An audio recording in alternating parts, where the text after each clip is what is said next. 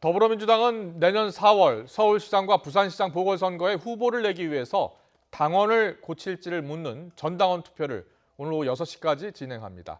저녁에 있을 고위당정청 회의에서는 주식 양도세 부과 대상이 되는 대주주의 기준을 3억 원으로 낮추는 문제와 재산세 인하 방안이 집중 논의될 전망입니다. 국회 취재기자 연결합니다. 김대근 기자. 네, 국회입니다. 네, 민주당의 재보궐 공천 관련 소식부터 알아보겠습니다. 전당원 투표가 6시에 마감이 되는 거죠? 네, 그렇습니다. 내년 4월 서울 부산시장 보궐선거에 더불어민주당 후보를 내기 위해 당원 개정 여부를 결정하는 전당원 투표는 오늘 오후 6시까지 진행됩니다. 현재 당원은 당 소속 선출직 공직자가 부정부패 등 중대한 잘못으로 직위를 상실해 재보궐선거를 하는 경우 해당 선거구에 후보자를 추천하지 않는다고 되어 있습니다. 이에 따르면 내년 서울시장과 부산시장 선거에 민주당은 후보를 낼 수 없습니다. 서울 부산시장 보궐선거가 고 박원순 전 서울시장과 오거돈 전 부산시장 등 민주당 소속 지자체장의 성추문이 원인이 됐기 때문인데요. 민주당은 후보자를 내서 심판을 받는 것이 공당의 책임을 다하는 것이라는 판단에 따라 당원 개정 여부를 전당원 투표에 붙였습니다. 후보를 내지 못하게 한 현 당원 규정을 전당원 투표로 바꿀 수 있다는 단서를 달자는 겁니다. 하지만 문재인 대통령이 대표 시절 만든 당원 규정을 5년 만에 깨버리는 거냐, 민주당 출신 단체장의 성추문으로 치르는 선거에 후보를 내는 것이 반성하는 태도냐는 야권의 비판이 잇따르고 있습니다. 국민의힘은 재보선 공천 자체가 성폭력 피해자에 대한 3차 가해라며 강하게 비판했습니다. 김종인 비대위원장은 오늘 국회에서 긴급 기자간담회를 열고 공천 추진을 철회하는 것이 피해자와 국민에 대한 도리라며 이같이 말했습니다. 또 문재인 대통령에게도 본인이 대표 시절 만든 당원을 고치는 데 동의하는지 입장을 밝히라고 촉구했습니다. 주호영 원내대표도 과거 문 대통령이 대표일 당시 재보선 원인을 제공한 정당은 후보를 내선 안 된다고 주장했던 점을 강조하며 당원 개정을 추진하는 민주당을 비판했습니다.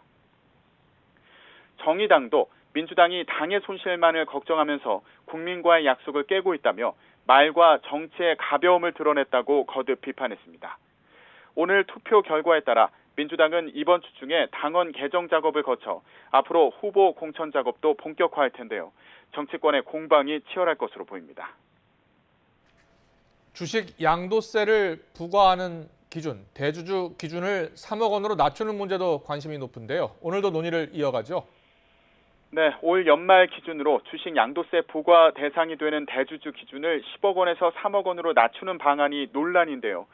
이에 따르면 올 연말 기준 한 종목을 3억 원 이상 가진 경우 내년 4월부터 양도 차익의 22에서 33%의 양도세를 내야 합니다.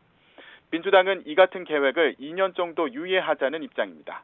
하지만 기재부는 대주주 기준을 낮춰 과세 대상을 넓히겠다는 입장을 고수하는 것으로 전해졌는데요.